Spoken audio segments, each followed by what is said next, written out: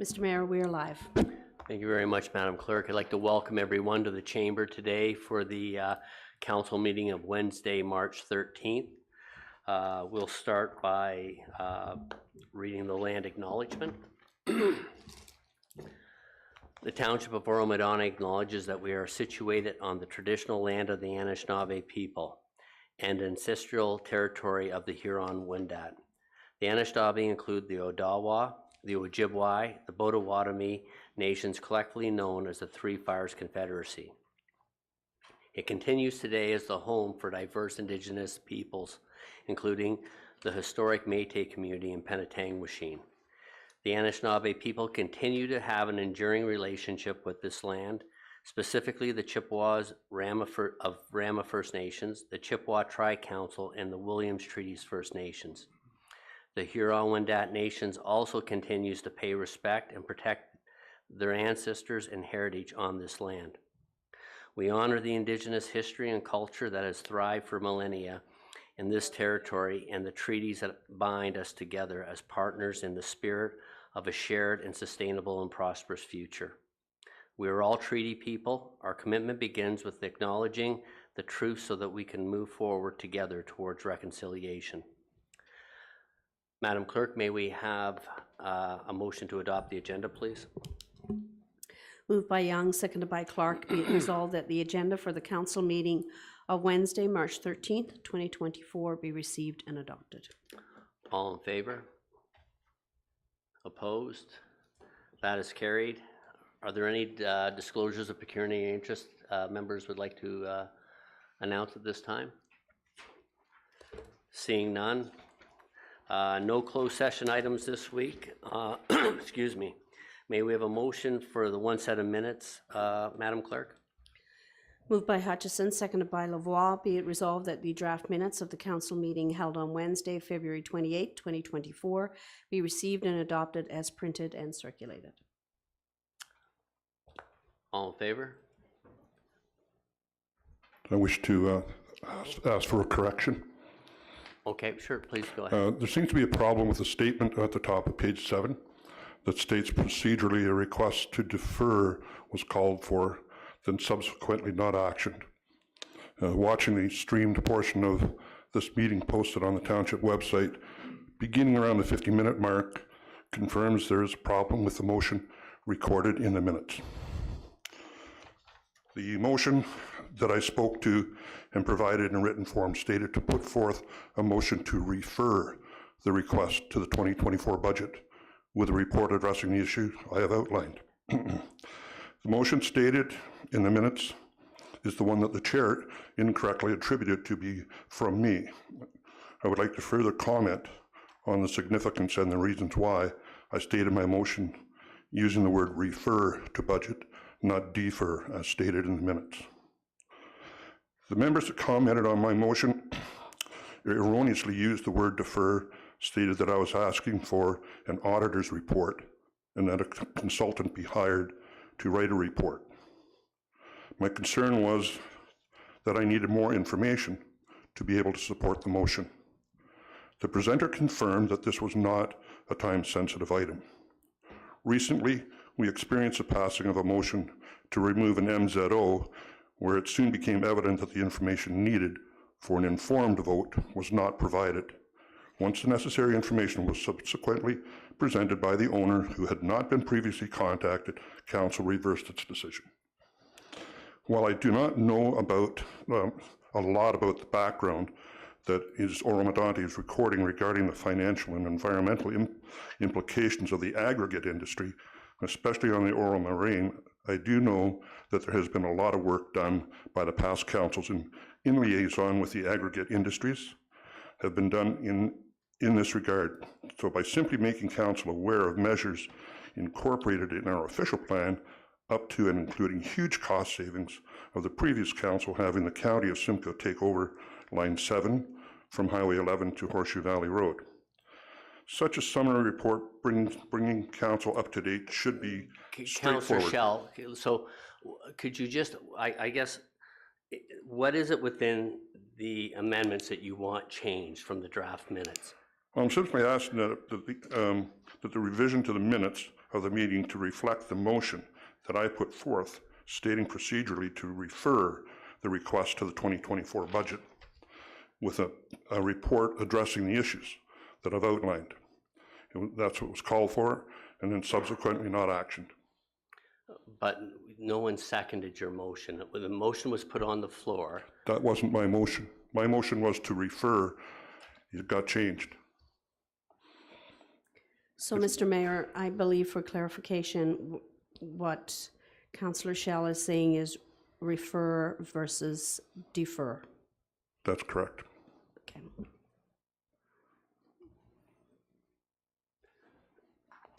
So you're saying your request was not to defer the motion.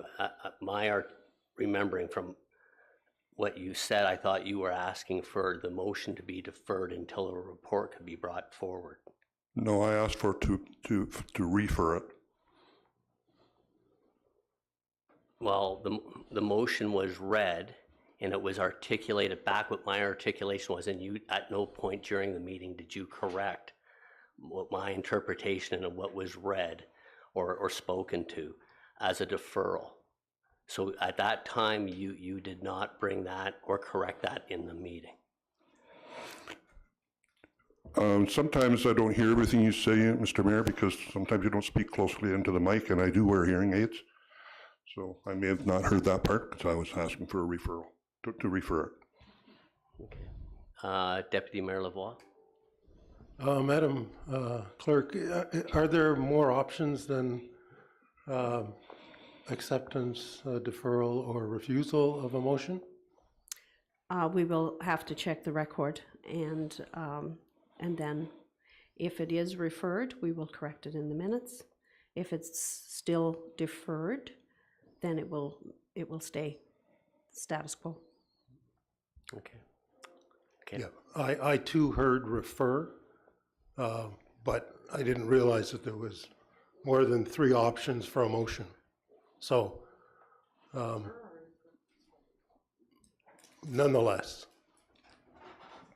we can proceed with a... Yeah, I respect the council's decision on that, on Deputy Mayor Lavoie's motion, even though I voted against it. I just would like to see that it's put into the record that I asked for it to be referred. Okay. Fair enough. Thank you. Any further comments on that at this point? If not, we'll move forward. Okay, so we'll call the vote. Madam Clerk, we'll review the tapes and make the adjustments accordingly. Yes, that's correct. Thank you very much. So, all in favor? Against? That is carried. We have no recognitions of achievements, and there's no public meetings. We do have 3 deputations and presentations coming forward from the LSRCA, the NBCA, and the SSEA. So if I could, we'll proceed if Rob Baldwin and Mark Gritch would like to come forward and give your presentation when you're ready, to be greatly appreciated, and welcome to Oro-Medonte Council Chamber, gentlemen. Thank you, Your Worship. Good afternoon, members of council. It's been a while since I've been in the council chambers up here over the last few years. If you indulge me for one moment, I'd just like to at least pass on behalf of the authority our congrats and thanks to Robin as your soon retiring CAO. I just appreciate it's been probably about 15, 16 years of working with him here at the town, and we appreciate all the efforts and our partnership over the years. So congrats, Robin. Thank you. Oh yeah, I can't see. I look at my slides. Sorry. Next slide, please. So just going to quickly walk through a bit of an overview of our 2024 proposed budget and a little bit of context with the authority. As most of you are aware, we're a local conservation-based organization that we were formed in 1951, and in essence as a regulatory agency, and this is an agent of the Crown formed under the Conservation Authorities Act. We have 18 board members appointed under the same sort of 4-year cycle as councils are, and of course we are certainly in this, at least in one of the faster growing areas in the province of Ontario. Next slide, please.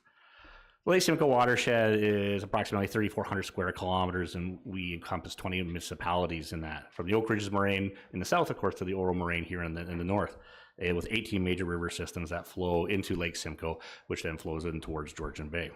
Next slide. New for 2024, this is a big transition year for all conservation authorities in the province of Ontario, with amendments to the Conservation Authorities Act that flowed from Bill 229, some other things from Bill 23, some older things from Bill 108, and a few other regulations along the way. There's a litany of legislation that's occurred over the past 4 or 5 years that are affecting how we operate and how we do our business. But some of the key ones in 2024 is around the establishment of what they call mandatory programs and services, how then those mandatory programs and services and other services are apportioned out for the cost to our member municipalities, the memorandums of understanding that are required to participate in certain activities. And one of the things we highlight is we worked with York Region over the last 2 years on this. They have a large in-house legal team, which we were able to use at our pleasure to help create the memorandums and work with ourselves and the Toronto Region CA to really work through that process. And they were a real aid, and it helped also keep our legal costs down. And they have, I think, more lawyers than we have staff, I feel like, at some days. So when I get into, no, sorry, next slide. So the programs and services is the key thing to talk about mandatory programs and services. So what they've broken them down into 3 principal categories. Category 1 are those mandatory programs and services which are outlined as the Conservation Authority must and shall conduct on behalf of the province and the municipalities. And that's flood forecasting and warning, land management, and some other activities. Unique to Lake Simcoe Region Conservation Authority is the delivery of programs that fall under the Lake Simcoe Protection Act and Plan.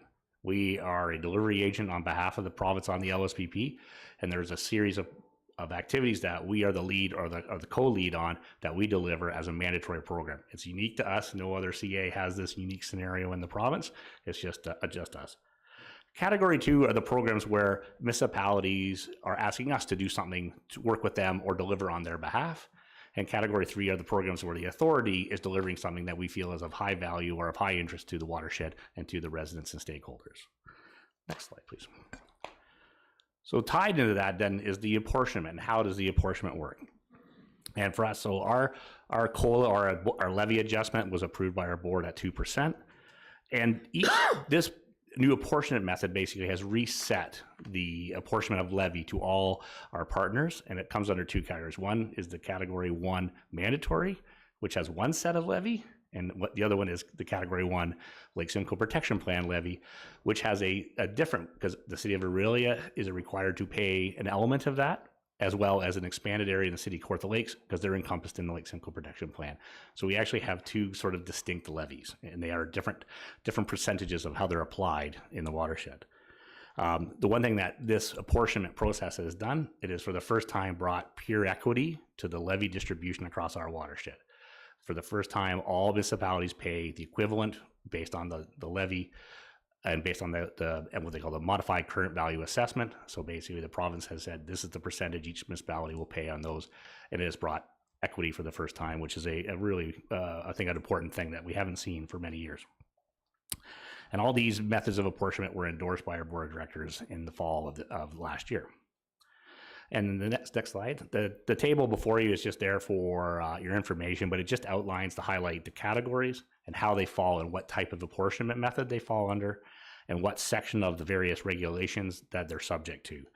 And I'm not going to go through in detail. It's just to give you a context of how we broke out what piece of work falls under what style of apportionment. Next slide, please. The memorandums of understanding are those as to how we address on the services that we provide under either category 2 or category 3. And really the process for us and the process we've taken with all our member municipalities is a memorandum is required. And basically it sets out just the operating principles on how you work under these agreements, the dispute resolutions, how the payment methods may come, how that works. But at the end of the day, our budget, it always comes through the budget requests we make annually. That process does not change. The memorandums are a front-end, in essence, boilerplate agreement, but our requests always come through the budget, and then our approved budget is then attached to that agreement as a schedule to indicate the finances that are apportioned under those 2 agreements. And we are working through that finalization of that process here in Oro-Medonte for our end of March deadline. Next slide, please. Transformation is our strategic plan, and we are in the final year of this strategic plan. And we chose transformation as the title as it was a very unique time for us coming out of the pandemic, coming out with all the CA Act changes. It was a very unique time, and we used a 3-year strategic plan to sort of bridge this transition time. How do we move forward through this unique time? And it has basically 5 key pillars: championing watershed health and climate resilience, drive evidence-based decision-making, spark a passion for action and nature, advance organizational effectiveness and excellence, and of course, nurturing people and talent. Next slide. So moving into some of the 2024 budget highlights.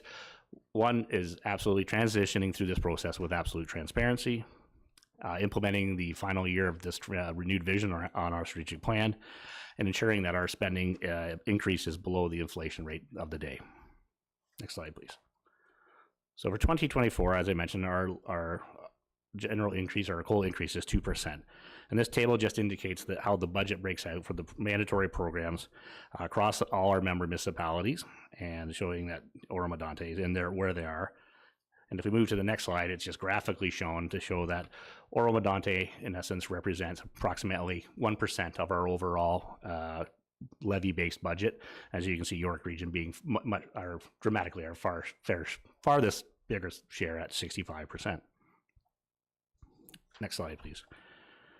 When I talk about this transition of how our programs must be changed, had to move from what they were to what they are, this slide is just intended to show what in 2023, what the key program areas were, and then how do they line up under the new categories of categories 1, Lake Simcoe category 1, and the others. And it's to show a breakdown to sort of see how we transition from one to the other.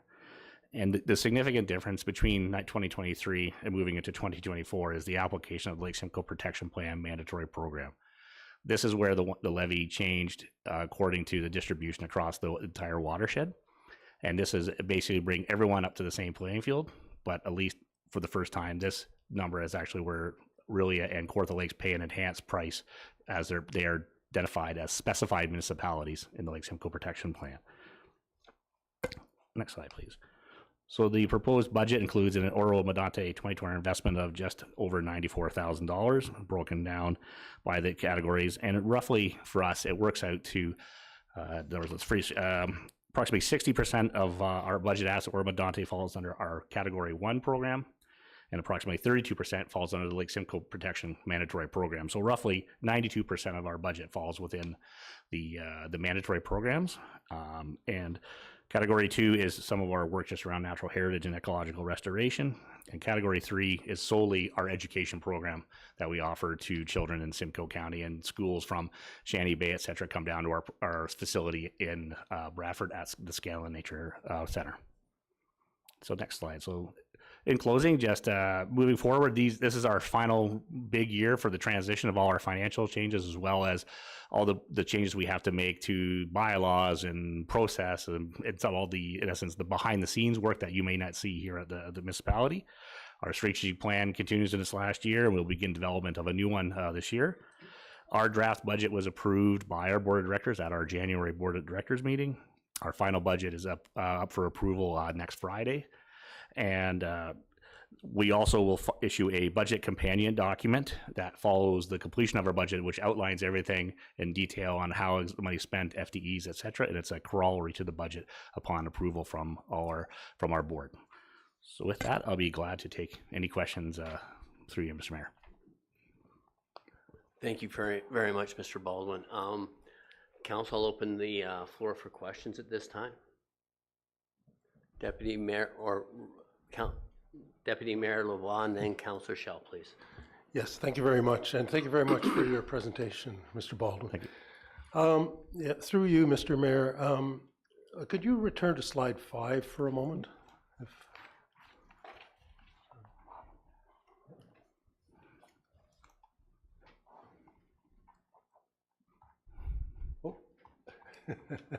Thank you very much. So I think what I just wanted to focus on for a moment is there was a slide that it indicated there were more matters caught under legislation than previously, because obviously, you know, we've seen a significant jump in the mandatory payment by this municipality, which I think is attributable to the apportionment, if you will, amongst the many municipalities that are in the watershed, where we've gone from 70 some odd thousand up to 94 as a mandatory cost, or numbers of that nature. Would that be a correct reflection? Through you, Mr. Mayor, it's a couple of things, Deputy Mayor. One, it is a change in the apportionment. The apportionment for Oro-Medonte is 1.18 for the Lake Simcoe protection area. It's the math the province provides. I'll quite honest, I'm not sure how they exactly determine it, but it's provided to us through the MNR, and it's a calculation of that. The other key is that some of the items in the past, say subwatershed planning and some of the ecological aspects of work, were work that we were doing more at the discretion of municipalities. We partnered with you, and as an example, in the past, Oro had chosen not to do any work around subwatershed planning. That now has become a mandatory program. It was not previous. So now the province has said, any of these requirements under the Lake Simcoe Protection Act, these must be delivered, and the costs are now being distributed through that, and before they were not. And that's really where the substantive change. There's a small, probably tied to percentage, but most of it is the addition of those mandatory works that may not have been funded in the past year. Okay, thank you very much. Okay, thank you. Councillor Schell. Yes, thank you through you, Mr. Mayor. To Mr. Baldwin, Mr. Lavoie directed to me to you answered one of the questions I was going to ask. But just out of curiosity, a bit of a geography lesson here. You're talking about watershed. Where does the water from Lake Simcoe go? So the water from the south drains from the Oak Ridges Moraine into Lake Simcoe, and the eastern and western sides, and it then drains out through the mouth at the Atherley Narrows into Lake Couchiching, and from Lake Couchiching down through Gloucester Pool into Lake Huron. Right, and then where does it go after that? Lake Huron, Lake Erie, Lake Ontario, St. Lawrence, Atlantic. Right. The reason I asked that question is because recently my wife and I visited Niagara Falls, and we were up in that big Ferris wheel, and this little speech come on, and it said that 750,000 gallons a second flows over Niagara Falls. And I'm thinking, where did all that water come from? Now I know. Perfect. Any other questions at this time? Yeah, just Deputy Mayor Lavoie. Yeah, I just wanted, I noticed in the list of municipalities that Orillia is not included. Through Mr. Mayor, that is the list of the mandatory programs for the participating municipalities, the member municipalities. Orillia is unfortunately not a member of the authority to date. Why they're included in Lake Simcoe is they're specified in the act, so that's therefore they pay. That list, is on the bottom, showing at the very bottom, showing part of it. But the above Orillia, everyone else is a member. Orillia is not a member of the authority. Thank you very much. Thanks, Rob. And just to follow up, to bring clarity to the deputy's question is, they are not a full-time member now, but they are now somewhat obligated within the Lake Simcoe document, or the policies that have been implemented. Yeah, if I may. So the way the regulations have been established, there were a series of regulations established, and they outline two key things. You're either a participating municipality, those are the members, such as Oro-Medonte or York Region or Town of Innisfil for us. They also identify what's called specified municipalities, and those are the municipalities that are specified in other legislation, Lake Simcoe Protection Act, the Clean Water Act, it could be another piece of legislation. So if you are a specified municipality that falls within a jurisdiction, like the watershed jurisdiction, like Orillia does, then they are required under that Lake Simcoe Act to pay that piece of the pie to do those work, because the province uses the Lake Simcoe Protection Act as we're a delivery agent on behalf of the Crown for that entire watershed. So therefore, all the municipalities participating and specified are required to pay. Okay. Thank you. Any further questions? I don't see any. Mr. Baldwin and Mr. Mark, thank you very much for coming, and I appreciate everything you've done to protect our lake. Thank you very much. And then, so moving now, Madam Clerk, do we want to receive these all at the end, or would you like me to pass a motion now to receive They'll all be at the end? received at the end. Okay, perfect, thank you. So I think to move on to the second, would Mr. Hefner from the NVCA like to come forward and give your presentation when you're ready, please? And welcome to the chamber, and I know it's to a lot of people who have not met you before, because most of council was a part of last term, so welcome. Thank you, Your Worship. It's a pleasure to be here. Council, pleasure to address you. Staff, nice to see your face. And Robin, it hasn't been 14 years, but it's been 7 years, and it's been a lot of fun. So I wish you the best. And anyone in the crowd, welcome from the NVCA. I have the pleasure of following Rob, and you've heard a lot about Category 1, Category 2, Category 3. I don't really want to go over it and hit it all over again.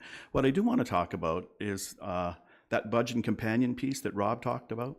When you're a smaller CA with a smaller budget than a very large CA, as like Simcoe is, you can use some really good best practices. And that was a very good best practice. And we enabled that document when we started to meet with the minister in 2018. And we used that as a cursory document that really showed what happened in our watershed. We've provided that booklet for you. It's got all the answers, all the information for you to thumb through at your leisure.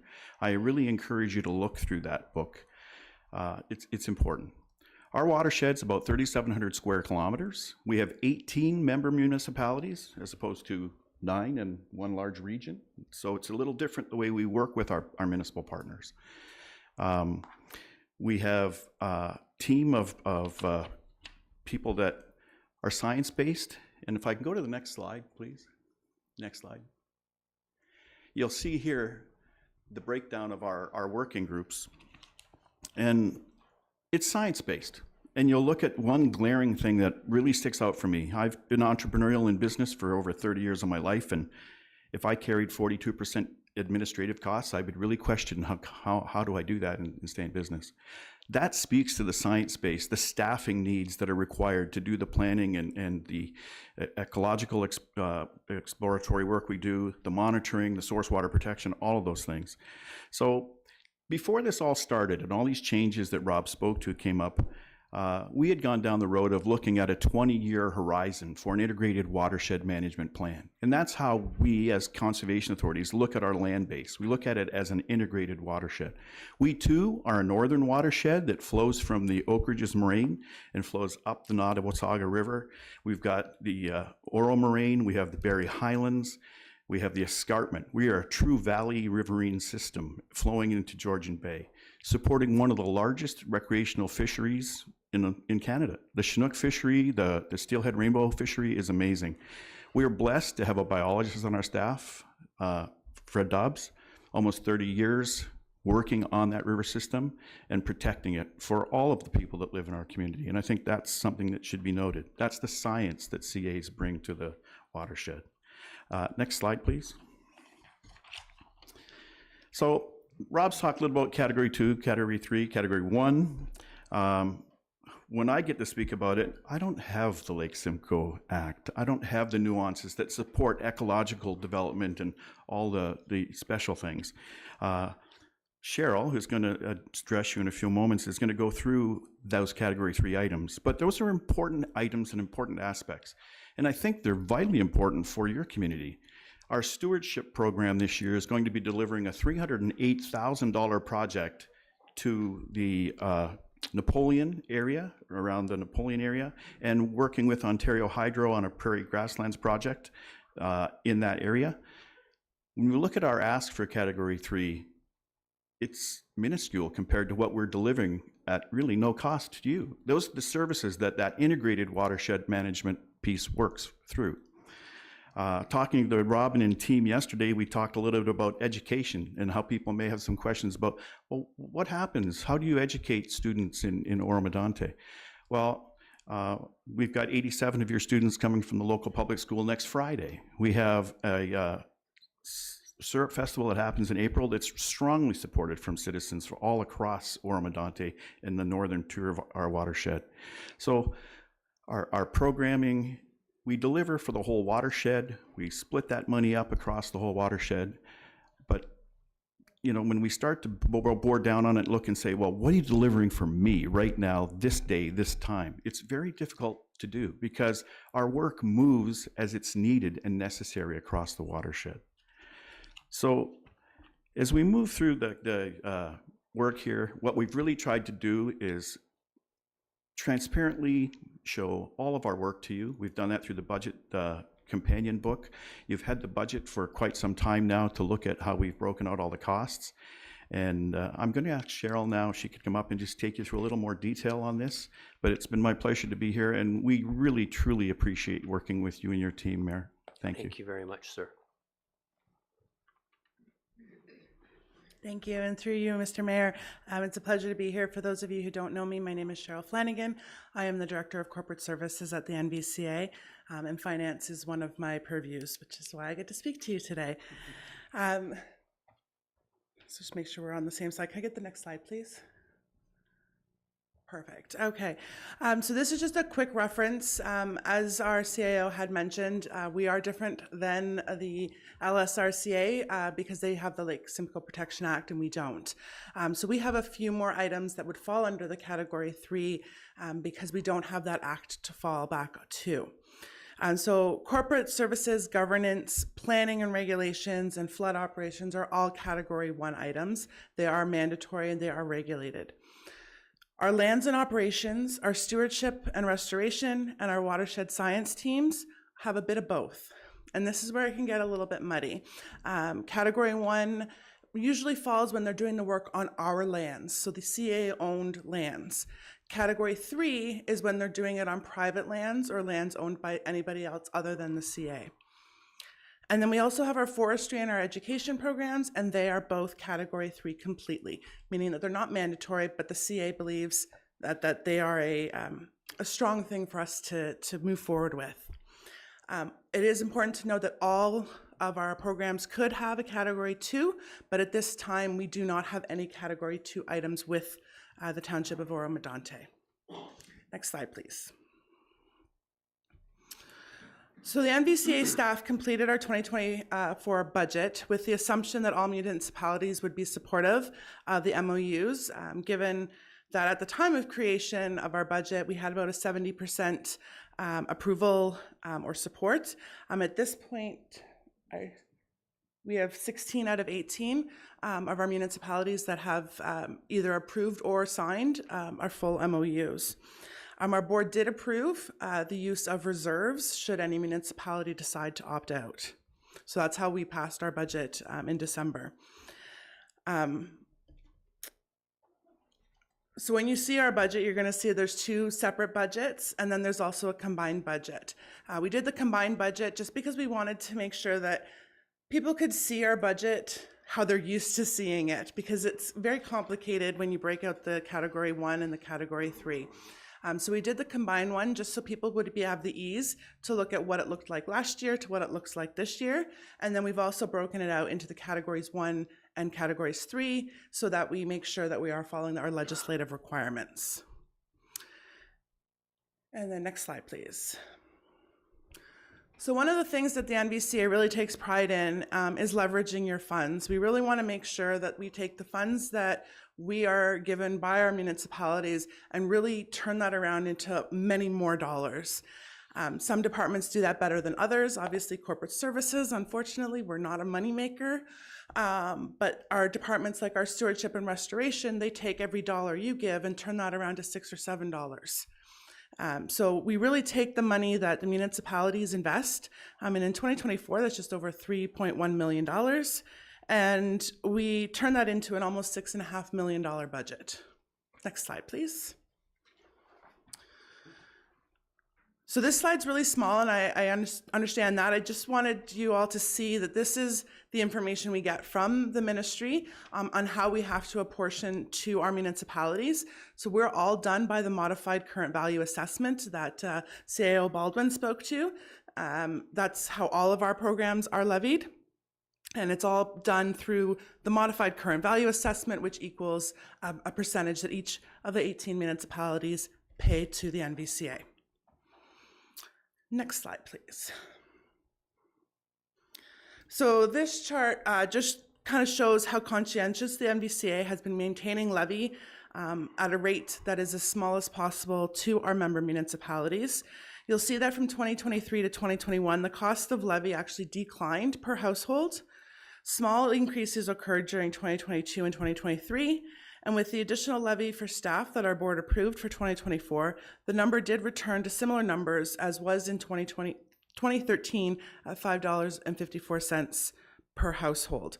You'll also see that in 2024, we've added the split between Cat 1 and Cat 3.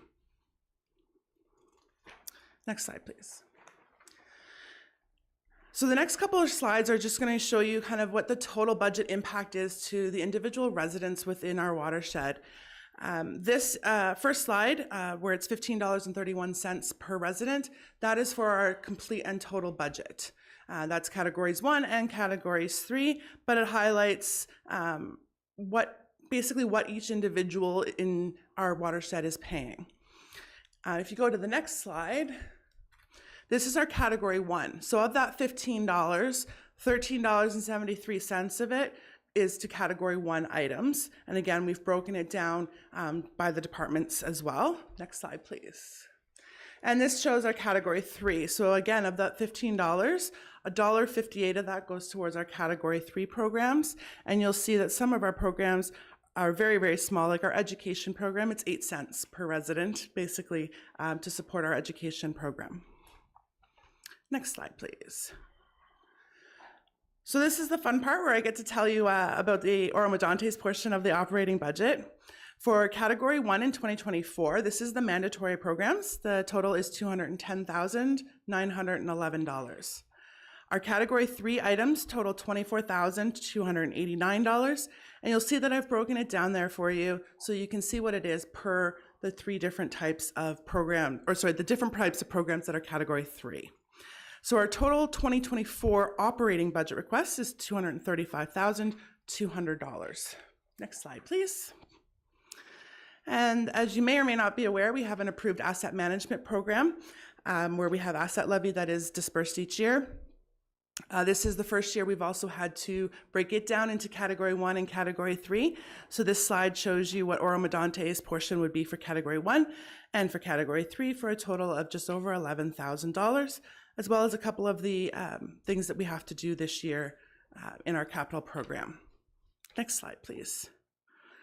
So this final slide just shows you our total request under categories 1, categories 3, and total request of $246,480.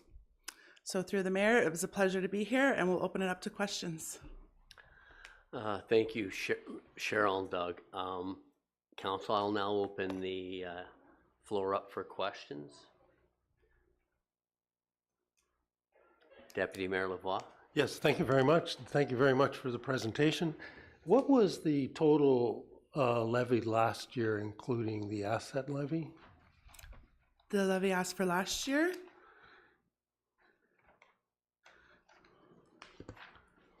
Shoot, you know what? I'm not sure I brought that with me through the mayor. I'm so sorry. Actually, I think I may have, you tell me if this would be right. Is it $9,013.92? Does that sound approximately right? And I would have this year's levy set at $11,279.39. So it would be an increase of. So through the mayor, that would have been the asset levy, sorry. not the operational levy. Yeah, I was just in terms of what the all-in number was. Maybe I should have put it that way. Yes, Okay. and do you remember what last year's number is? I didn't even remember to bring Councillor Clark budget. seems to have a thought. Sorry, through you, Mr. Mayor, to Deputy Mayor Lavoie. If I'm looking here at the environmental initiatives from our 2023 budget that was approved last year, Nottawasaga Valley Conservation, and I'm not sure if this is in entirety or if we only selected to approve. I can't remember if we did approve the asset management last year or not. We did. Okay, so the total budget, so to compare apples to apples, was 172,025 for the 2024 budget. So that was what was approved for 2024 last year. The approved 2023 budget was 172,897. That seems really low. Through the mayor, that seems really low. So I would have to go back to you on that. I can definitely send an email through the clerk to get that back to you. Okay, no. Hi, sorry, if I could interject, this is Nellie Morrow. I just wanted to speak through you, and just to confirm that our budget, those numbers that Mr. Clark mentioned, is exactly what I have as our budgeted year-to-date and paid year-to-date for 2023, as well as the 2024 original budget that was provided by the NVCA was the 172,025. Thank you, Nellie. Yep, thank you very much, Nellie. Yeah, I guess ultimately there's 60 some odd $1,000 difference, or 30 some odd %, let's say.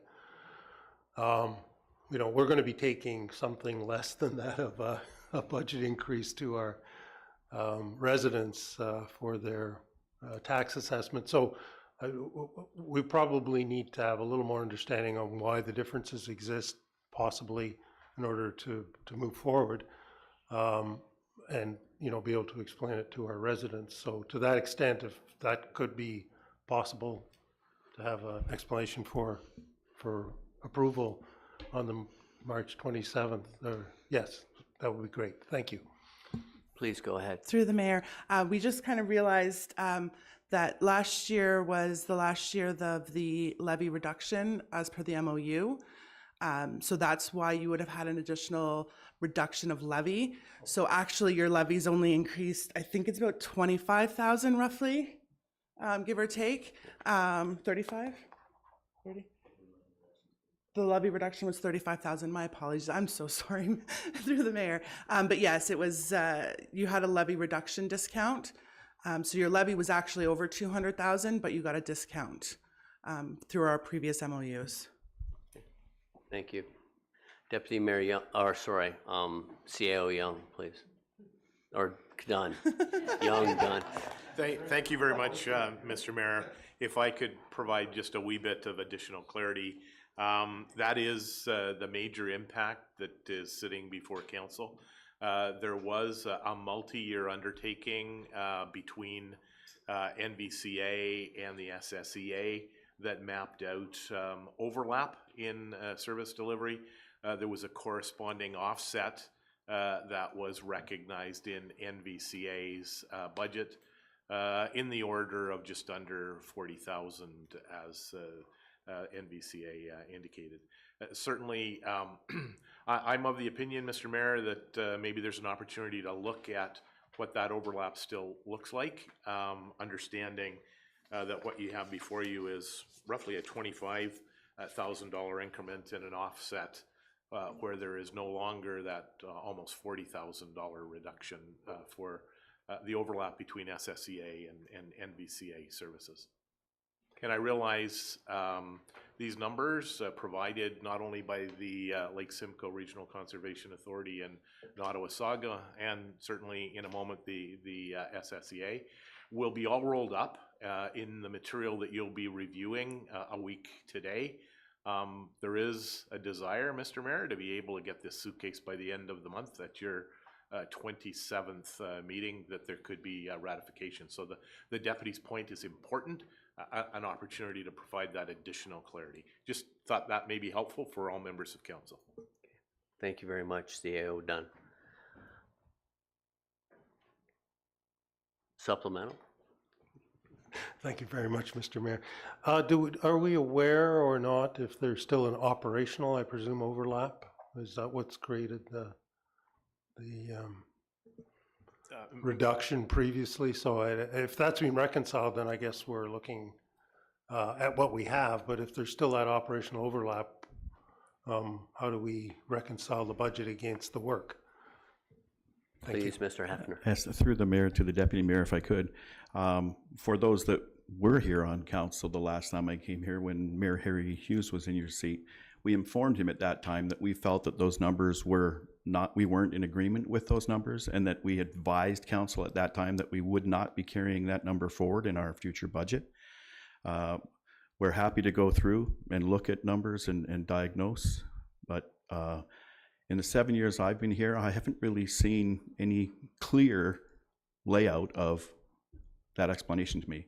I've never had it explained to me by any of the parties, and I think we need to get clarity on that for all of us. We're partners, and we want to treat each other well. I totally agree. Yeah, you're right. I think the big thing is that we value the partnerships of the EAs and CAs, and that's what we are. We're partners, and we have to work collaboratively together towards our end goals and objectives. Any further questions? No. So just for clarity, because I just want to make sure but from the way the slide 13 reads, so there are no category 2 issues within the NBCAs. It's all 3, or so all those are nothing. So I guess just before you're, so how are other municipalities handling this, understanding that the province has laid out that category 3s are not to be supported? So or they're not a necessity other than through an MOU. Yes, sure. Through your worship, if I may, could I just ask for some clarity on how you described that last piece? Likely totally incorrectly, but okay, so no, I guess what I'm asking is so you have 18 partners, and of the 18 partners, understanding how the province has laid out the 3 categories and what's to be supported is the only way of, from what I've heard, 16 of the 18 have bought into your proposal. 16 are signed and executed. Yeah. So fully supporting our budget as is. And that's all based on the MOUs you're setting up within for them to take on these expenditures? Yes. Then this is something that I think is where it gets convoluted. You know, you're not taking on the expenditure. Those expenditures have always been there. Think of a glass of water. And when Cheryl talked about the combined budget, it includes category 1, category 2, category 3. If we took our budget from 2023 and we poured it into category 2, there'd be no water in the glass. There's no category 2. We'd pour a little bit into category 3. Forestry, monitoring, education. Those are the core projects we do. They're the core work that we do. And that's the message that we delivered throughout our whole watershed, that you've supported these for almost 64 years.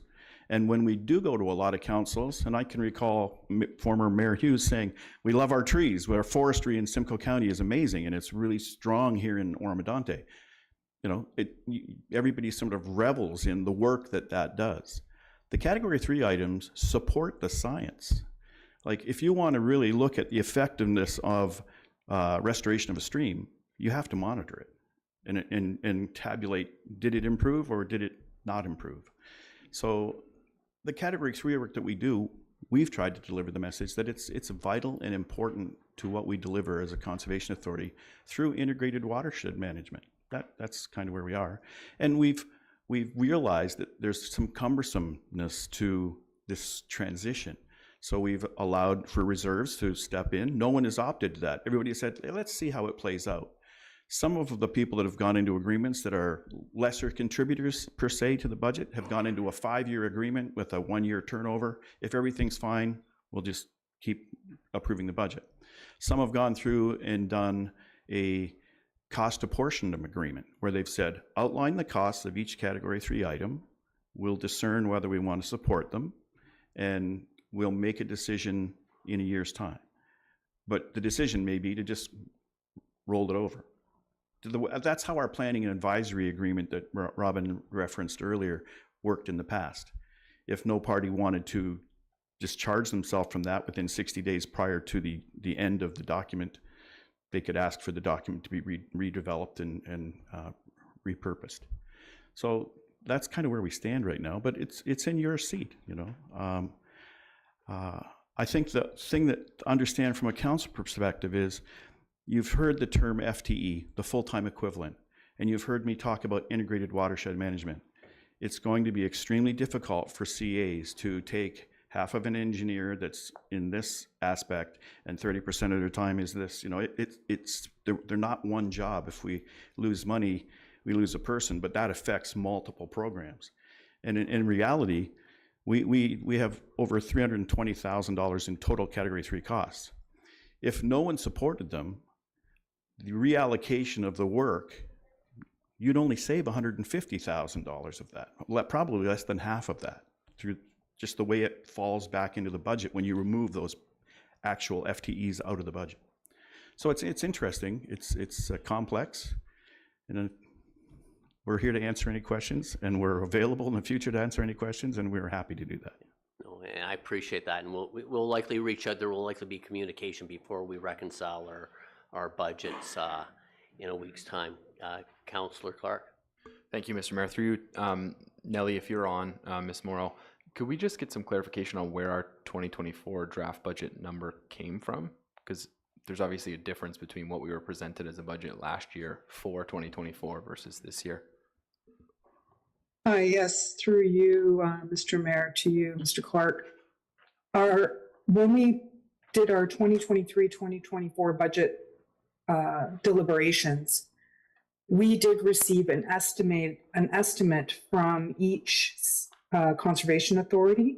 So the numbers came from estimated costs that we would be expecting from the conservation authorities. I do recall the presentation from each one. Each one did do a presentation similar to what's happening today. And they did provide a few, correspondence to me so that I could be ready for the 2024 budget.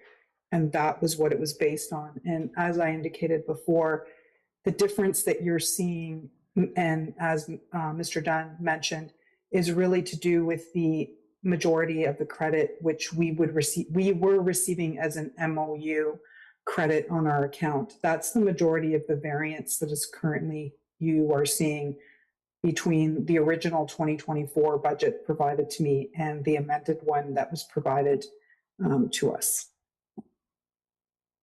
Thank you, Nellie.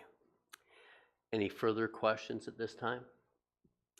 Seeing none, thank you very much for your presentation, and keep up the good work. And we'll move on now to SSCA. Julie Cayley, if you would like to proceed when ready. I would. Thank you, Your Worship, Deputy Mayor, Council, guests, staff, guests that are online. Always surprising when somebody just appears online. That was very exciting a minute ago. And I also want to extend our congratulations to Robin. Also have only been involved with working with Robin for 7 years. So congrats and well wishes for the next phase of your life. I also want to say a special thank you to Mayor Greenlaw and Councillor Bard for coming to our event last week, our orientation session. I really appreciate you taking some time in the evening and interacting, and Councillor Hutchison for your work on our board as well. So thank you. We are not a conservation authority, so I feel like you kind of need to shake off what you've just heard, because I'm going to speak about our difference in structure, our budget, as well as some of the activities we're doing. So if I could have the next slide, please. I'm also getting used to glasses, so forgive me if I can't read my own. Severn Sound, like the previous two organizations, we do operate on a watershed basis. Our watershed's about 1,000 kilometers squared, and everything in our watershed flows out to the southeast portion of Georgian Bay. So Oro-Medonte, you're home to our critical headwaters, and we were one of the most polluted areas on the Great Lakes, so one of the 17 in Canada, delisted in 2003 after a lot of work through all of the municipal partners, provincial and federal governments at the time. And you, Oro-Medonte, are one of the founding members of the SSCA. So we're your joint municipal service board established in 2009 under the Municipal Act. So a slightly different structure, unique in Ontario. There are other joint municipal service boards not of this size doing this work with this focus. So we currently have 8 member municipalities. I also want to recognize that I have another board member here as well, Deputy Mayor Norris from the Township of Tay. We also have, next slide please, two committees of the board. So we have an executive. We also have an agriculture advisory committee to the board. So you created our structure to maintain the improvements that were made in Severn Sound through the delisting process. Significant investments at the time, and the municipalities then recognized the need to maintain those improvements and addressed the pressures as we moved forward. So again, we are a joint municipal service board under the Municipal Act. We're also a source protection authority. We're your source protection authority under the Clean Water Act, and we also deliver on your risk management services under that act. Again, we're not a conservation authority. And so as such, the MOUs and service categories you've heard about now and the requirements for those agreements don't exist for us. Next slide, please. So this might help with some of your questions that you've asked the other two speakers. We do work closely with our colleagues at LSRCA and MVCA. We all have great expertise on our teams of staff, lots of amazing science experts, as you've heard about. But we also are able to tap into each other when we need to, which is fantastic, and certainly an advantage to anyone who's in any of our watersheds. This slide just shows you the direction of flow for our 3 watersheds. We're also not an NGO, and we're not a charity. So again, a unique structure. We're basically like the environmental arm of the municipalities that we serve. Next slide, please. I also wanted to include this slide. So these are our monitoring stations. Again, just showing you the flow to Georgian Bay, again from the watershed. This goes with another piece in your package that outlines all of the different monitoring programs, data that we collect, and we've added where we think that might be of value to you and your municipality. And certainly happy to have people reach out if you see need that direction. Next slide, please. In terms of our budget to Oro-Medonte this year, our core operations piece is $128,759. So that's $14,000 approximately more than 2023. Risk management services are approximately $10,000, and I think they were closer to $8,000 last year. Those are based more on use. So risk management is more of a fee-for-service basis, and that's the work where we're looking at individual applications that may potentially impact your source protection, your wellhead protection areas, water intakes, and helping make sure that those are not going to impact. This year also includes the Bass Lake Water Quality Monitoring Survey. So that's included in a 5-year rotation. Every 5 years we do that. And again, that's at your discretion. The tree distribution program, which is no cost, but we do appreciate the volunteer help from your municipality in making sure that we get the trees distributed as well. And the Sustainable Severn Sound Project, which you're a new member to in the last year. That's around $12,724, and I do have the coordinator, John Main, with me here as well today. So that's where you're looking at greenhouse gases, emissions, that sort of thing. Next slide, please. So to speak to just some of the work we've been doing and are doing moving into 2024 with that budget, we were very fortunate to receive some Canada-Ontario Agreement Great Lakes money last year to do a stormwater monitoring project. We did pilot this project in the spring water, but it applies basically, the findings will apply to all of you as municipalities. And that's really looking at some of the new requirements coming around receiving water monitoring, helping to put some costs to that, and looking at where your shared service model might be able to help you do that in a cost-effective way. We're also 20 years after delisting, so we have a grant from the province to look at, so what do we look like 20 years later? What does the data look like? So we're working with a postdoc student at Trent to analyze 20 plus years of data. So we're busy crunching numbers, and we'll certainly be able to speak to some of that soon, but I do have some of the basics concerns that are coming up out of that data. If I could have the next slide, please.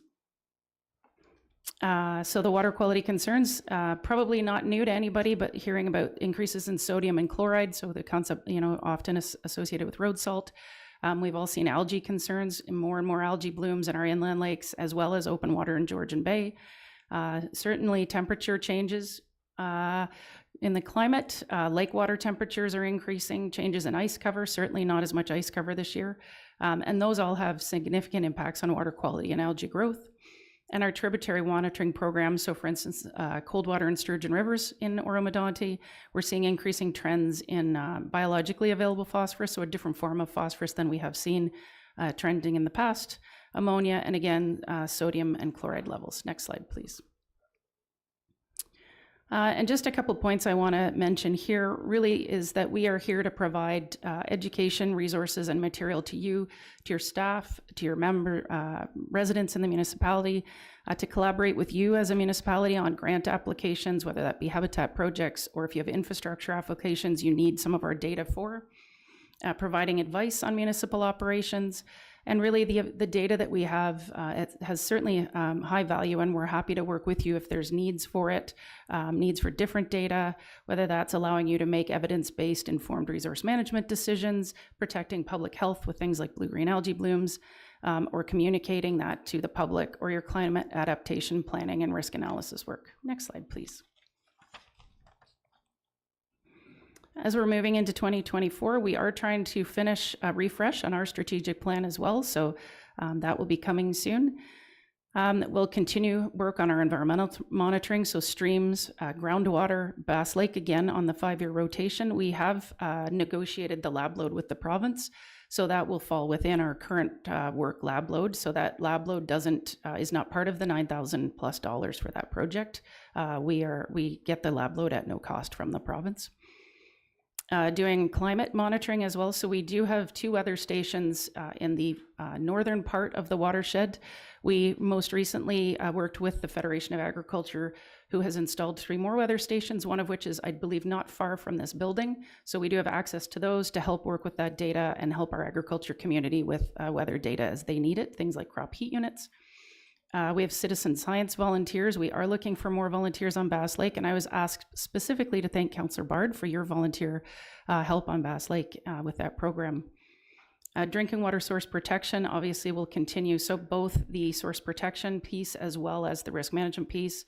Source protection is where we've worked with you most recently on changes to your municipal water systems, including Braystone, Robin Crest, Maplewood Estates, those systems. And the stewardship programming, including our tree program. So over 1,900 seedlings were ordered by your municipal residents this year. So we're looking forward to having those distributed. Next slide, please. Our invasive species program. So we don't focus on Phragmites. In Georgian Bay, we have a lot of other organizations that do that. So our organization looks at all the other hundreds of invasive species. We work with you on monitoring your municipal parks as requested, management advice and help in priority locations. We also have training available, so we do work with a couple of municipalities, particularly as they bring in their seasonal staff to help train on everything from noxious weeds, weed identification to invasive species identification, and how to identify things like giant hogweed, which are dangerous to be near. The Sustainable Severn Sound Project, so the project that John is leading, we staff secured, and by that I mean John, thank you John, an unexpected grant for each of our municipalities that have Enbridge gas within the municipality, so a $10,000 grant, which hopefully you have in the bank already for your municipal climate action work. And certainly looking forward to supporting you in your climate plans and climate action moving forward, and certainly as they support your strategic plan actions, as well as John's been working pretty hard on trying to find other grant dollars for things like public EV charging and energy management planning for your municipalities. Always working on education and outreach, and anywhere you can help us figure out where you'd like us to do that more, or we could do that better, we're happy to do that. May 2nd, we have another webinar series starting up where we look at permits and approvals processes so those webinars are specifically for municipal staff and councils. So the first one coming up is the Invasive Species Act. We have MNRF speaking. And we also have an open house coming up April 5th, starting noon to 4 in Elmville. So hopefully we'll see you all there, and you will be getting invitations. They may have just jumped in your inbox while I've been here. Next slide, please. And that's all I have at this point. I am happy to take questions, Your Worship. Thank you, Julie. Council, I'll open the floor now for questions.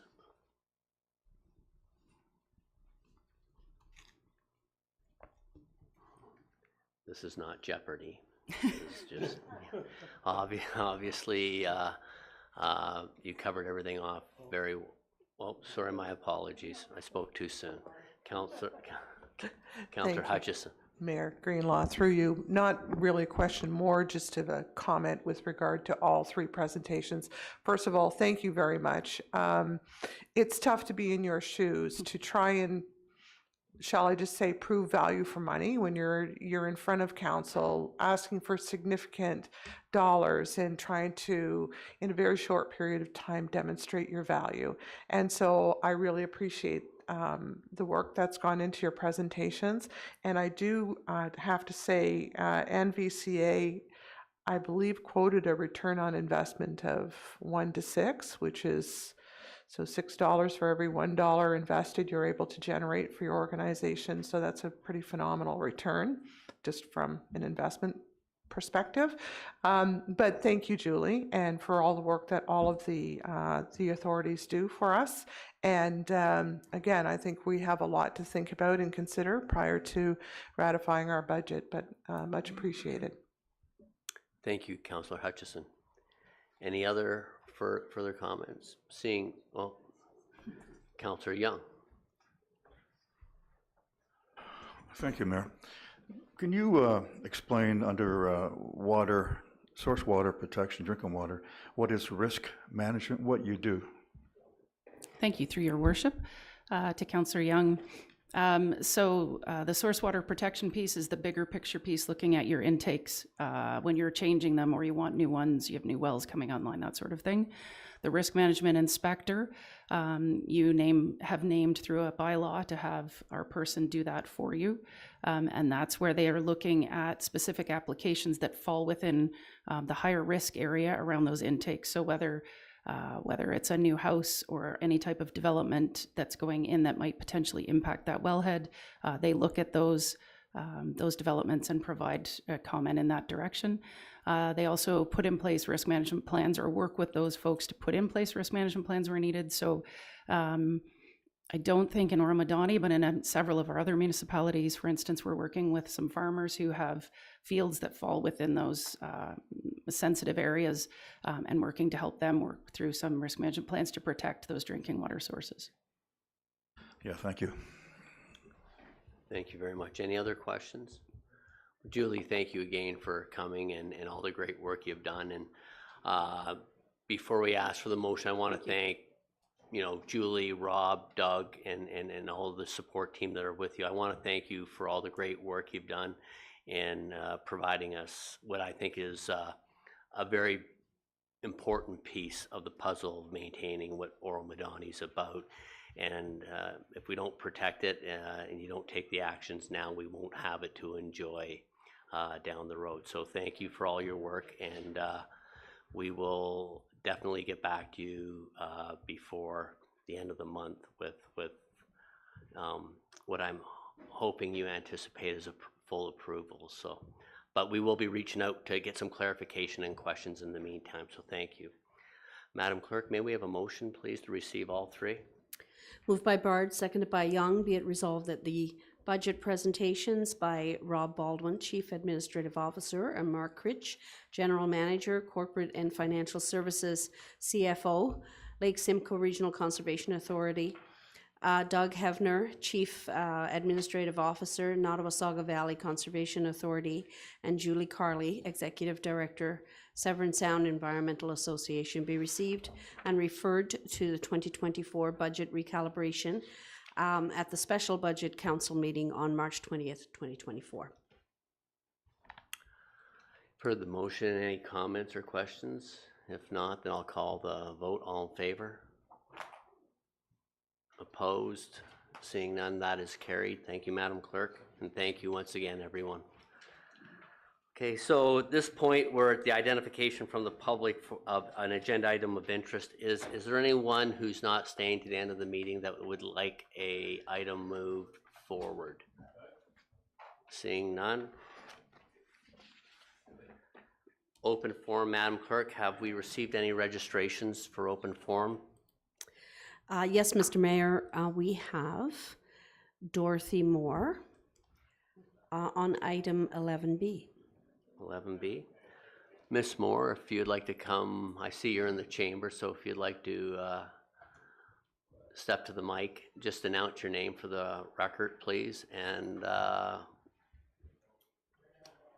I'm attentively listening and waiting. My name's Dorothy Moore, 2729 Lakeshore Road East. I have sent a letter to all council members, mayor, staff, concerning the item. If there's anything other than what is being in that letter, I'll just sit and then you can ask me, okay? Okay, thank you. So just before you, I apologize not to make you stand. If is anyone any questions, or sorry, this is open forum, so there is no questions at this point. I apologize, that's my error. So thank you very much, and thank you for reaching out and identifying your concerns. Thank you. Madam Clerk, is there any other registries? No, Mr. Mayor, there's No, not. thank you very much. Is there anyone in chamber who would like to speak to any items on the agenda today? Seeing none, we'll move on to reports of municipal officers. Ms. Whitley, would you like to do your presentation and proceed when ready, please? This one, the deputations? Yes, that's it.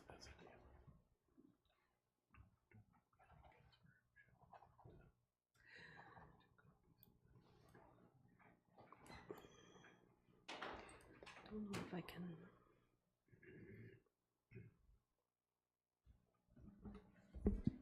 Good afternoon, Mayor and Council.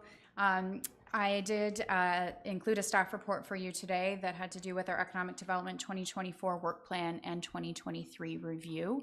Included within the attachments were the outline for our 2023 Work Plan and the outcomes along with the 2024 Work Plan. I was going to go through a short presentation just for the 2023 year in review to go over some of our initiatives.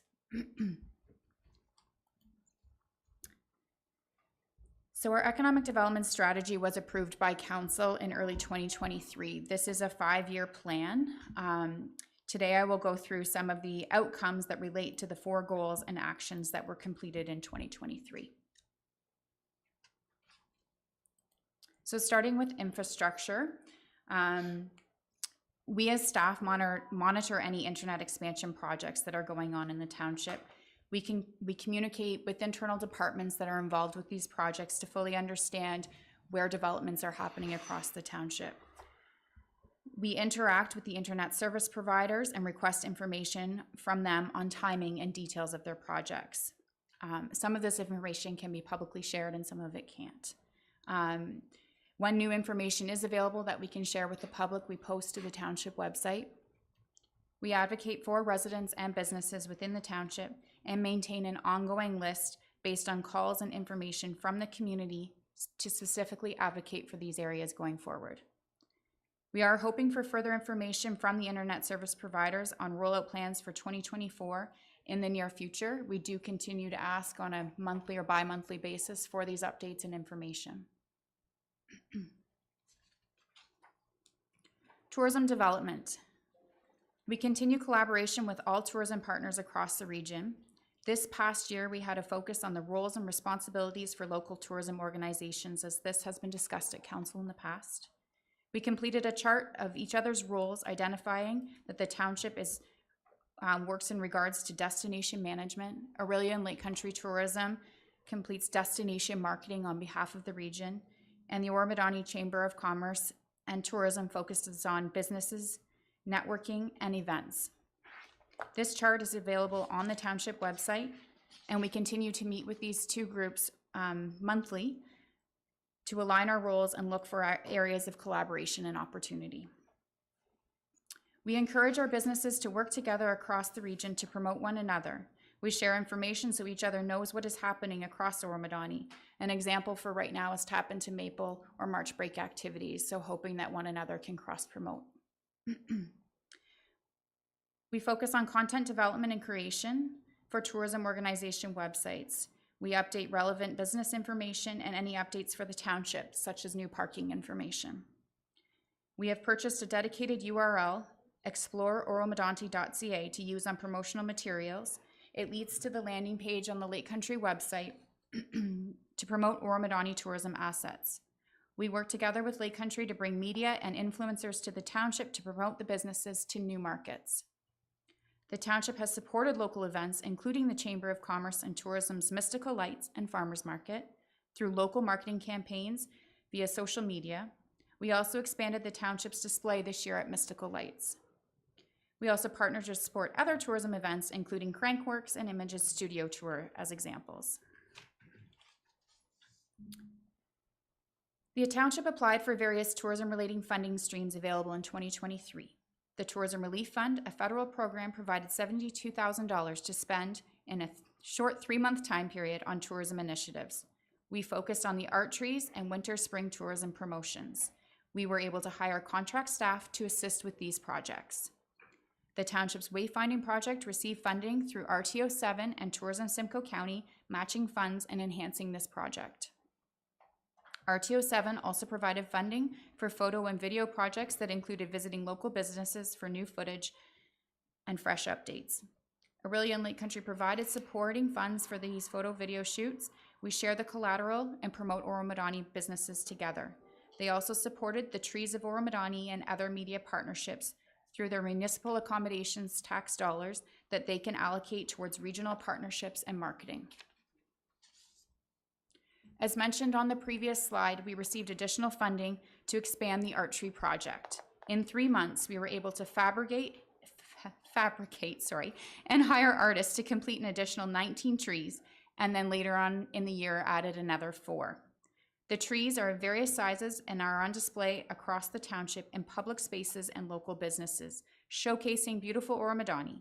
Because of this project, we have further connected with the arts and culture community.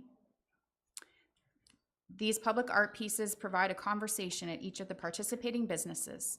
We created a photo database of beautiful images to promote the brand of Oro-Medonte, a beautiful rural municipality that is 4 seasons. This project provided marketing and promotions of the trees, but also the local business community and the artists. There are multiple partners who have supported the project, including internal departments, and a big shout out to Paul and GIS, who created an interactive map component to visually showcase the trees and each of the artists. The public art project encourages locals and visitors to dine, shop, and explore Oro-Medonte, and there's over 30 art trees on display. Through funding, we've been able to move our wayfinding project along. The 2023 Phase 1 included 24 directional signs installed, along with 4 new secondary gateway signs and 38 trail signs. These are along the rail trail at each crossing. This project was a collaborative work across departments again.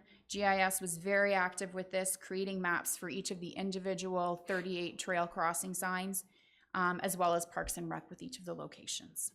In 2023, we were also able to continue the tree theme, creating the Trees of Oro-Medonte. These are signs that are printed on tree cutouts with artwork and photographs of images of Oro-Medonte. These signs are placed at trailheads and trail crossings and businesses across the township. Each one is unique and further promotes the brand of Oro-Medonte. They include the Dine, Shop, Explore message and a QR code to the Explore Oro-Medonte website.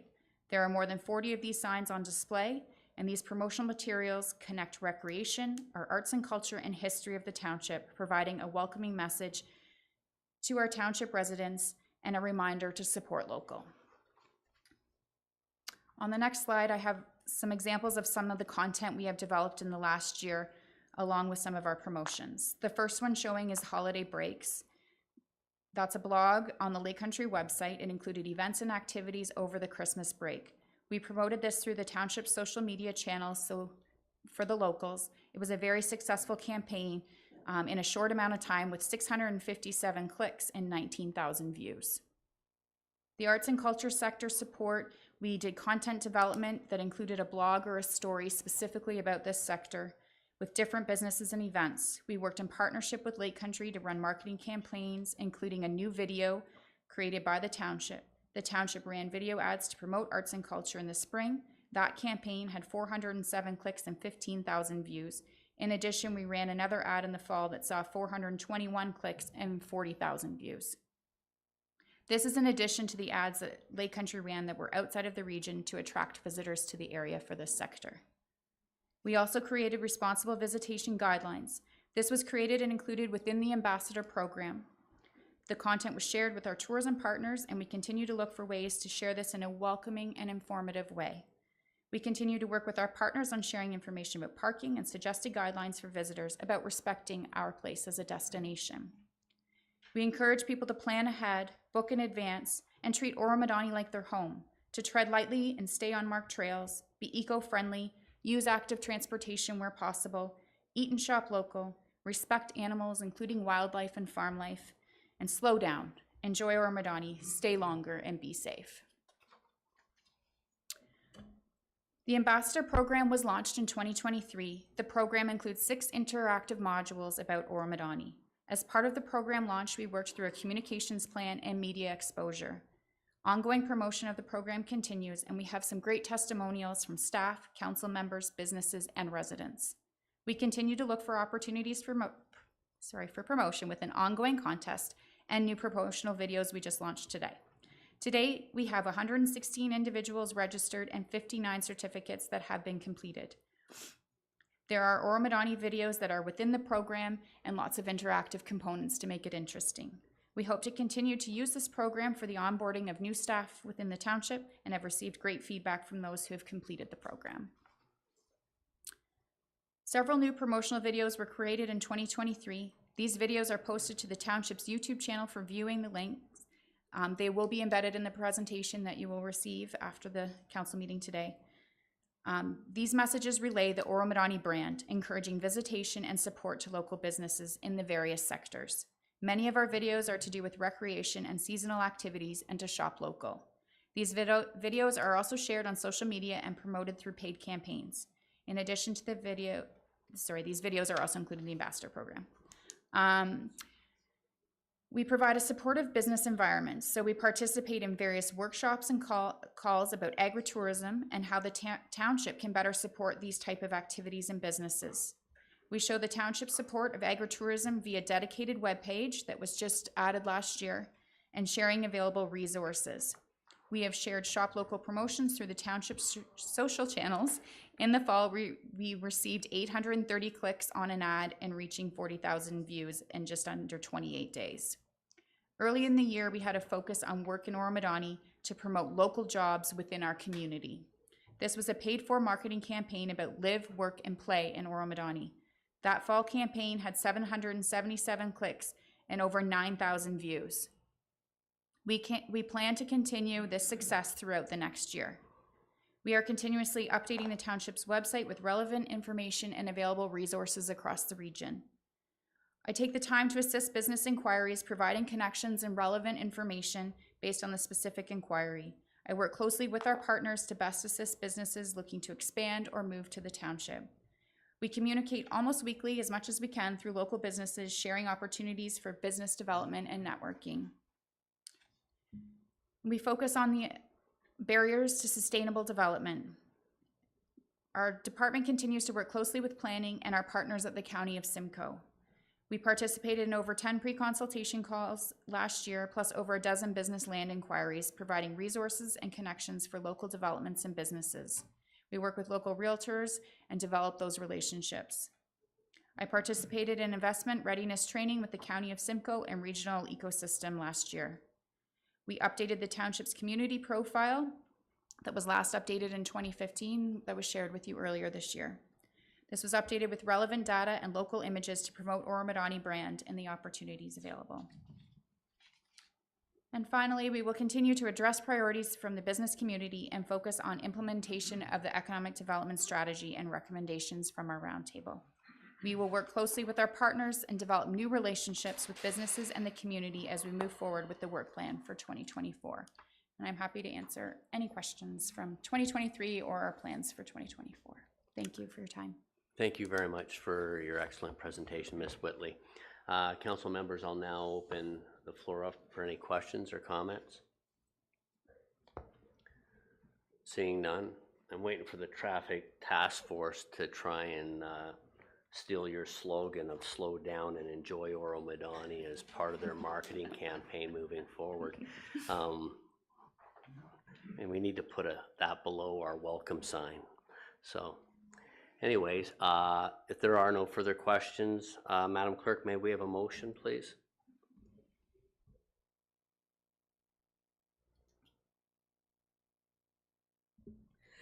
Moved by Shell, seconded by Hutchison, be it resolved at that CS 2024-06, Jennifer Whitley, Economic Development Officer, Economic Development 2024 Work Plan and 2023 Review be received and adopted.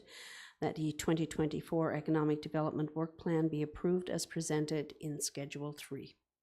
Thank you, Madam Clerk. Is there any comments in regards to the motion? Seeing none, I'll call the vote. All in favor? Opposed? That is carried. May we have a motion for item 11B, Madam Clerk?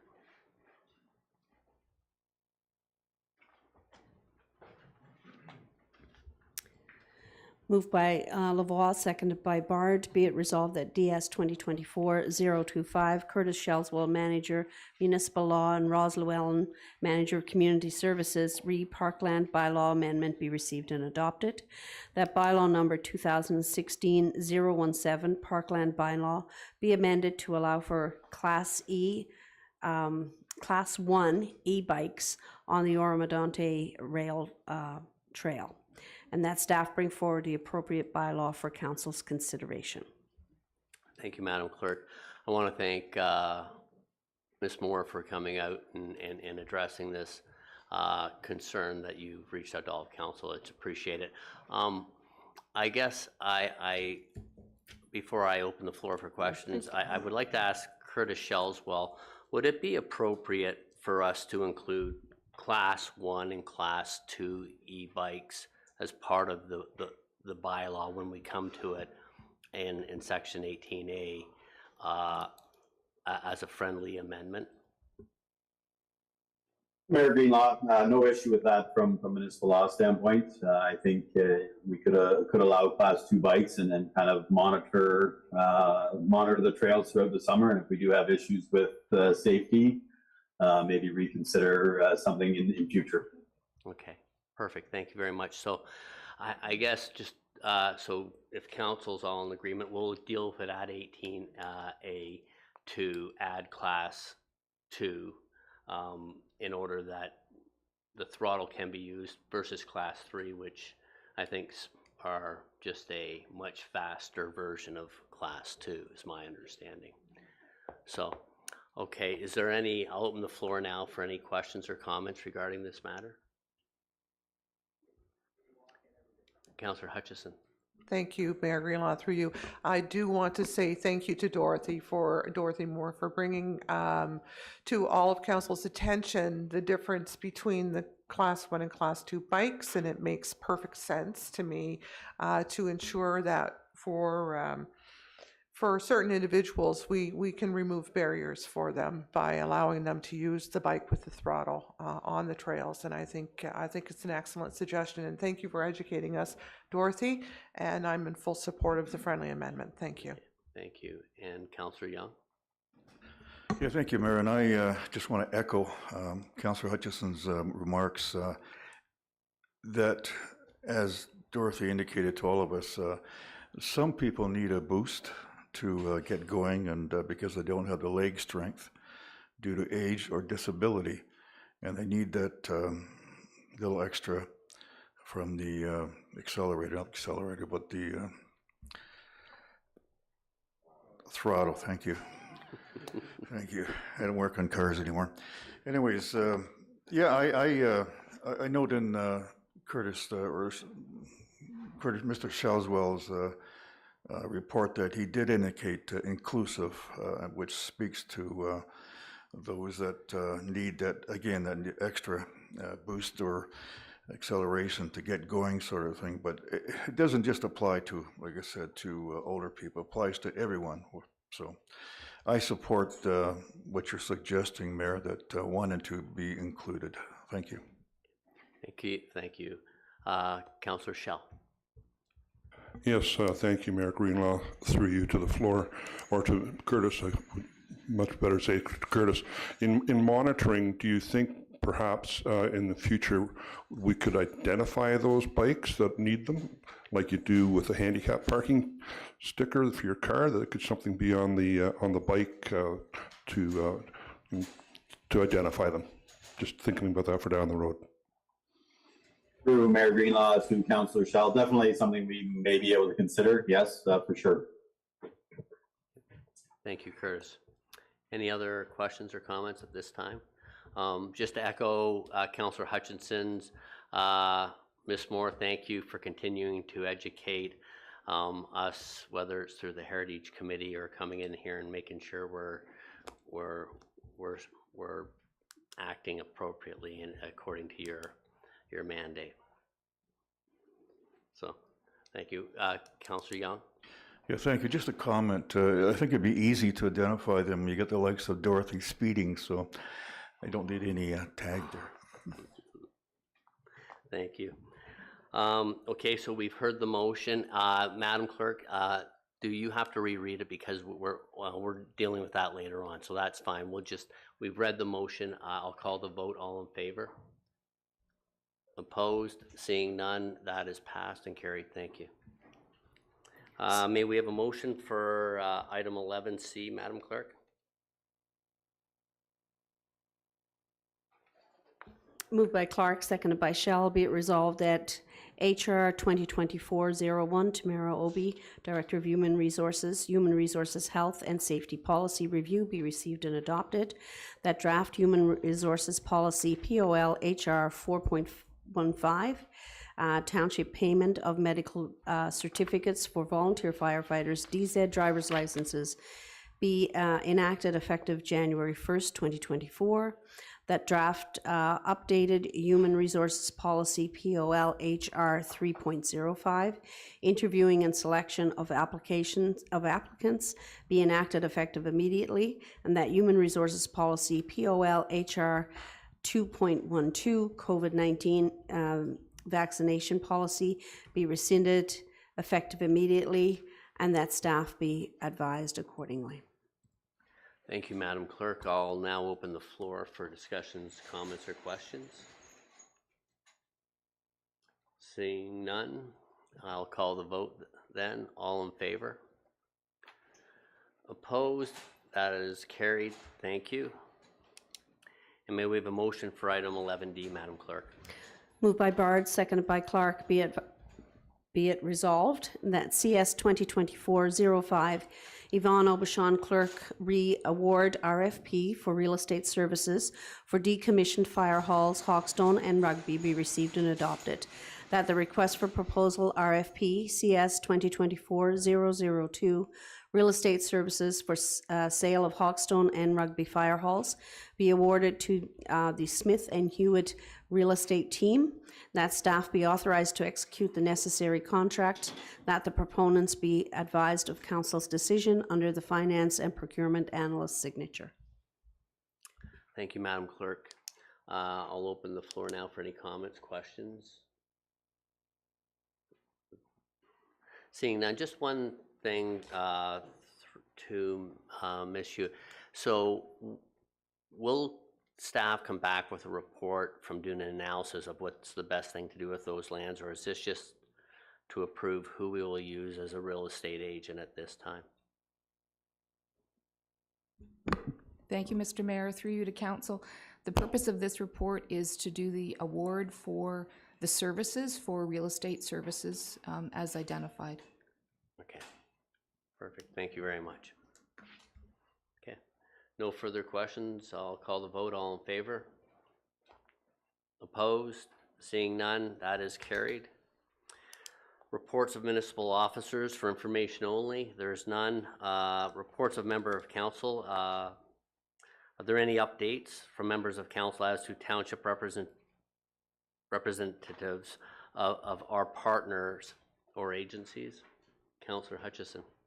Thank you, Mayor Greenlaw, through you. Just again, a reminder, I know Ms. Cayley from the SSCA did speak to this in her presentation, but there is an open house on April the 5th at the Elmvale Community Center for anyone to attend who is interested in learning more about SSEA, and it's from noon till 4. Thank you. Thank you very much, Ms. Hutchinson. Any other comments at this time? No? Seeing none. May we have a motion for item 13B, Madam Clerk?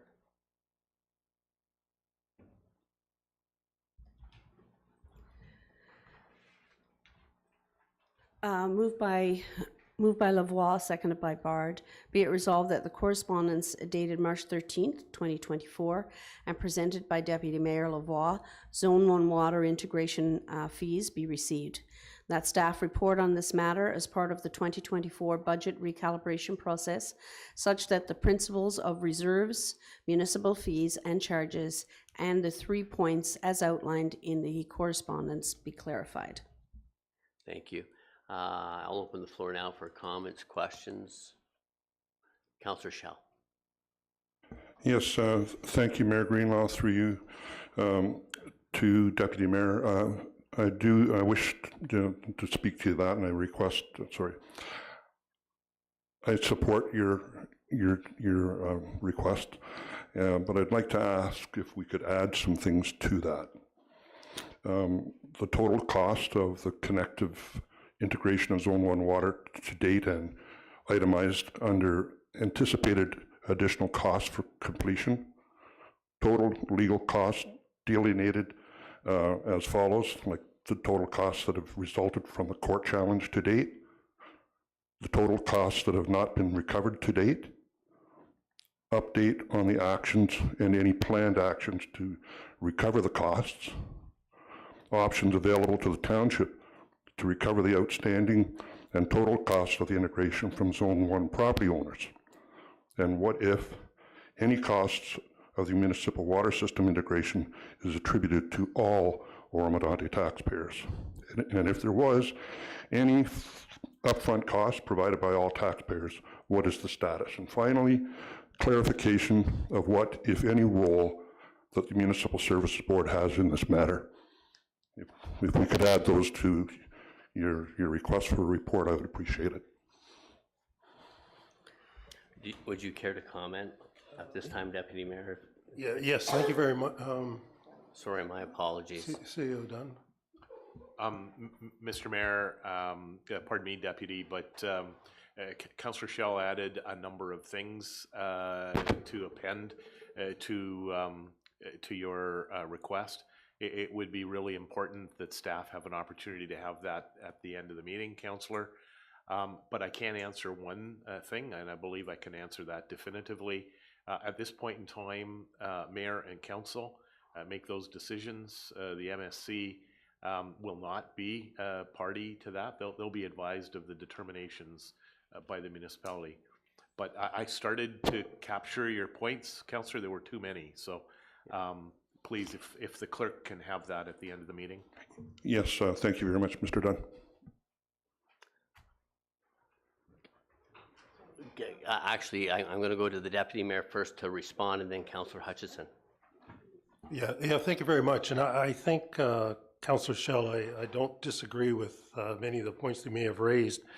I think when the report comes back, and clearly I believe it's the intent of staff to retain a qualified economist to look into this in order to establish the battery limits of what has been purchased already and installed with regard to the supply side of the water system that the municipalities already put in.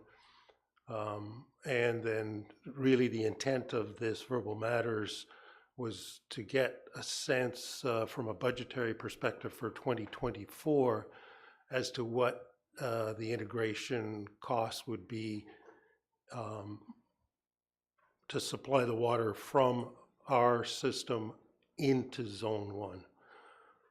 Given that the original estimates probably, they're dated 2020, but I'm sure they probably had origins in 2019, and as we all appreciate, the value of money and the costs of capital projects and construction work has increased substantially in that time period. So it was really to focus around that, and maybe perhaps to give an explanation to council and the public at large as to how the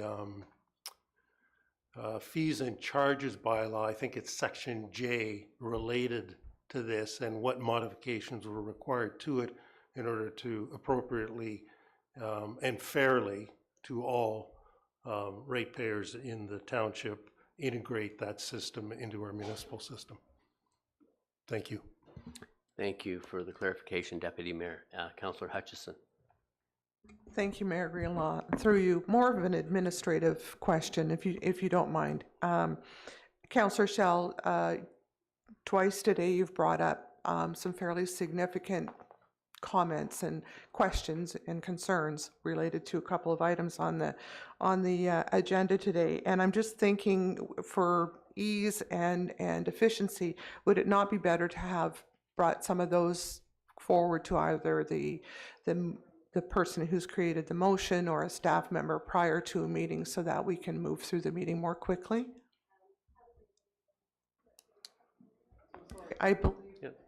My question is more to the clerk than yourself. I'm just using it as an example. Councillor Schell.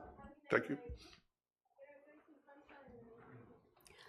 Through you, Mr. Mayor, yes, that would be helpful if we have that information in advance. That way, when the discussions are on the floor, we can have a potential alternative to the motion.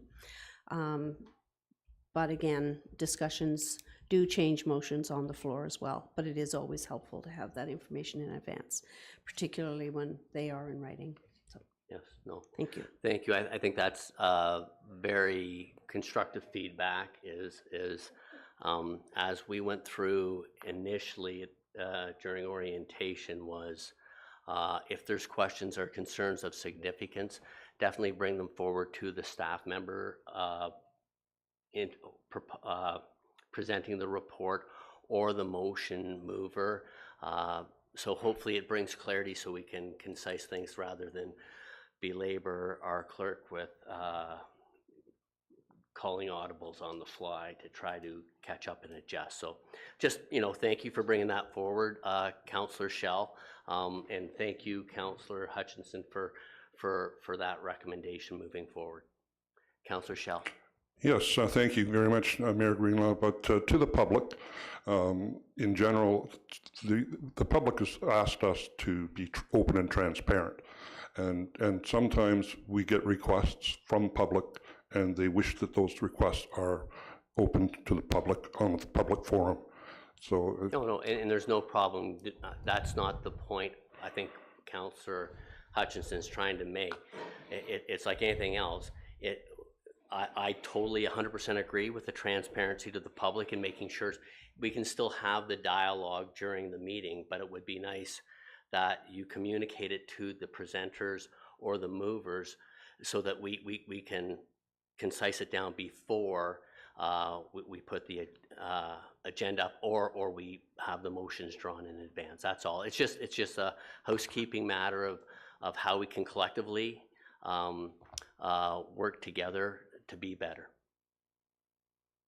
Okay, thank you. So, Mr. Mayor. Yeah, please. Well, I have just. Okay. I'm getting now. You're rushing me. God. Before I'm too fast. Now I'm too slow. So, I was just trying to catch you before you moved on. Thank you. I appreciate that. Yeah, no, we won't refer or anything that rhymes with that. So I will call the vote. Everyone's heard the motion. All in favor?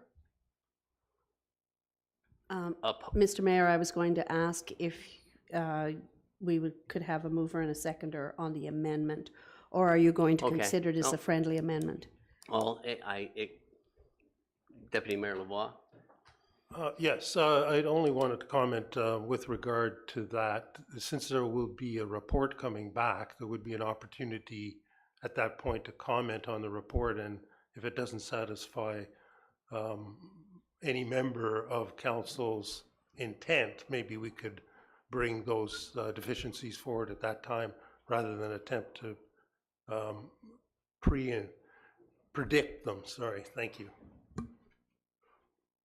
So do we want to, So this will be okay, and then we'll just duly notified. vote on the motion now, and if Councillor Shell, you can pass that list of requests on, then we'll amend it accordingly, okay? I'm not sure if that's okay. I like the idea of maybe having a seconder for a motion to have these requests that I've asked included in the report. I don't see anything wrong with including in the report. What would be wrong? That's bringing everything forward rather than having a partial, incomplete report that the public is looking for. We're being transparent, so why not just... No, I understand that. I'm gonna let, I'll follow up, but I will let CAO Dunn speak first. Thank you, Mr. Mayor. Councillor Shell, if I can be really crystal clear, I now have the correspondence that you have tabled at council. The deliberations at council are such that we need to leverage a third party to help us address not only your concerns, but those put forward by the deputy. All of these points will be considered by Ms. Jacoby and I as we go through that process. It's part of the formal record, Councillor. At the end of the day, whether council wishes to have an amendment to the resolution, that's up to council. I can tell you, Mr. Mayor, this is not falling through the cracks. Ms. Jacoby and I will ensure that this gets addressed. Thank you, CAO Dunn. Are you satisfied with that?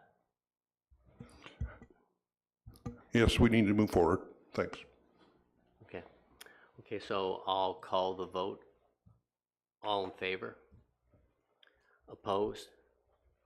And that is carried. Can we record that, please?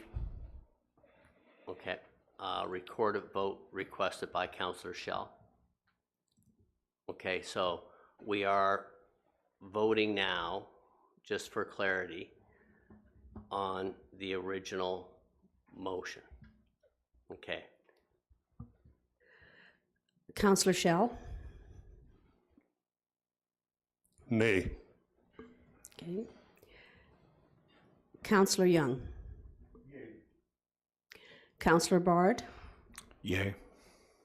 Councillor Clark? Yay. Councillor Hutchison? Yay. Deputy Mayor Lavoie? Yay. Mr. Mayor? Yay. The motion is carried. Thank you very much, Madam Clerk. May we have a motion for item 13C, Madam Clerk?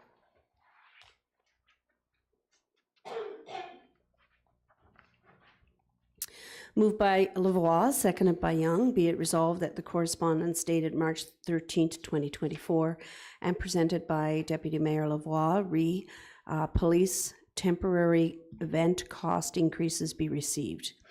That staff obtain a legal opinion to review the legislation pertaining to the municipal OPP billing model, OREG 267/17, Police Services Act, and the Community Safety and Policing Act, Section 18, relating to a temporary increase in the cost of providing adequate and effective policing.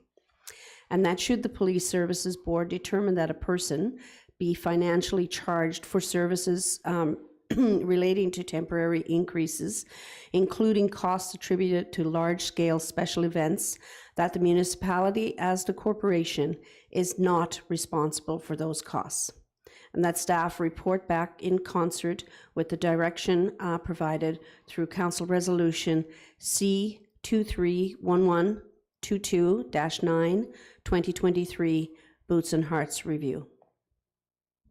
Thank you very much, Madam Clerk. I'll open the floor now for any questions, comments.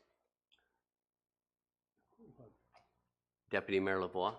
Yeah, I think just by way of explanation, with the striking of this new Police Services Board on April 1st of this year, And under the auspices of the Community Safety and Policing Act, there's an opportunity, I believe, in that language to provide for event holders of large events or persons, as they're described in 18(1) of the Act, to be charged in the first instance for the policing costs of such an event. Whereas what we find ourselves right now doing is all of these policing costs end up on our budget, or we get charged for them and they're not budgeted for. And in the most recent incident in 2023, that amounted to about $100,000. And it's not clear to us how much of that money we might be able to recover. So we will be, in fact, over budget. And should event holders hold more than one such large event, we could be rapidly into major deficit.